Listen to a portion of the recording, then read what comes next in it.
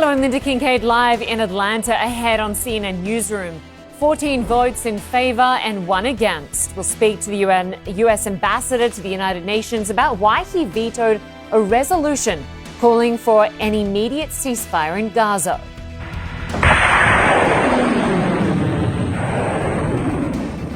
Ukraine fires back using U.S. and now British longer-range missiles to strike inside Russia. And later, Australia's plan to protect children. We'll tell you about a proposal to ban social media from children under the age of 16. Live from Atlanta, this is CNN Newsroom with Linda Kincaid. We begin with more Israeli strikes in Gaza. One medical official in northern Gaza says Israel has launched deadly strikes overnight on the city of Beit Lahia. The medical director of Kamal Adwan Hospital says the medical team there has retrieved 65 bodies from the rubble. He expects the toll to rise because the injured continue to stream in. He also says the hospital lacks ambulances and is unable to provide adequate assistance. Well, on Wednesday, the U.S. vetoed a UN Security Council resolution that called for an immediate and unconditional ceasefire in Gaza. Ambassador Robert Wood said the U.S. has made it clear that it would not support a ceasefire that failed to secure the release of hostages still being held captive by Hamas. Palestinian officials condemned the veto, saying the U.S. move only, quote, emboldens Israel to continue its crimes against innocent civilians. A ceasefire doesn't resolve everything, but it is the first step towards resolving anything. And what is the answer of those who are still unwilling now, after all this death and destruction, not to call for an unconditional ceasefire? For more, we're joined by U.S. Ambassador to the United Nations, Robert Wood. Great to have you with us, Ambassador. Great to be here, Linda. Thank you for having me.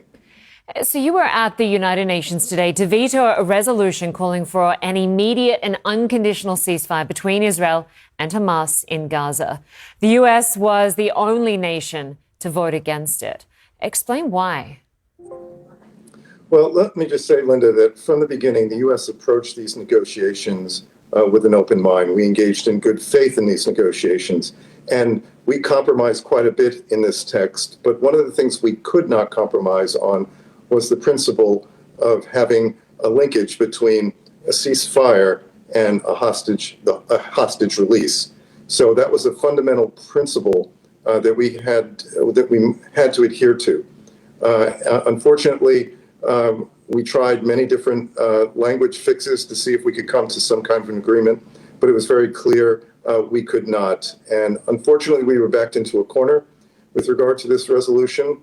I said before the council session this morning that if that particular resolution was put into blue, which is UN speak for preparing it for a vote, that it would not garner consensus. And so it was put forward, and I had to cast the veto. So other nations criticized the veto. I just want to play some sound from the French ambassador. Elle regrette profondément. We deeply regret that the ceasefire resolution wasn't able to be adopted today. The humanitarian situation in the Gaza Strip is disastrous, and it continues to worsen day by day.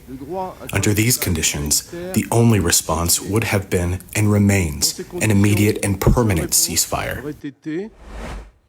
Ambassador, can you shed some light on which member states were against including the release of hostages as part of this ceasefire resolution? I don't want to specifically call out particular countries, but there were several that refused to agree to link the two, and the two, meaning the ceasefire and the release of the hostages. And that was, as I said, a fundamental principle for us that we could not, it was a red line for us that could not be crossed. And it is unfortunate, but regardless of the outcome, and we know what the outcome was, we are going to continue to push for a ceasefire and a hostage release, because we think that is the only way that we're going to bring about an end to this war. We want to see a durable end to it. And so it's not going to come through Security Council resolutions. It's going to come through the hard diplomacy that we have been engaged in along with others. And so we will continue to do that. But it was an unfortunate day. It didn't have to end this way. We, as I said earlier, compromised in a number of areas.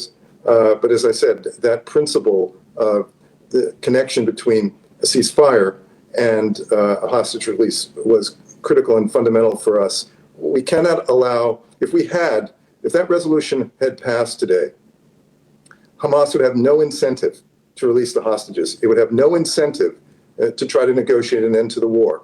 And so we can continue to rearm and continue the disastrous policies that it's been undertaking that have brought such horrible circumstances to the Palestinian people in Gaza.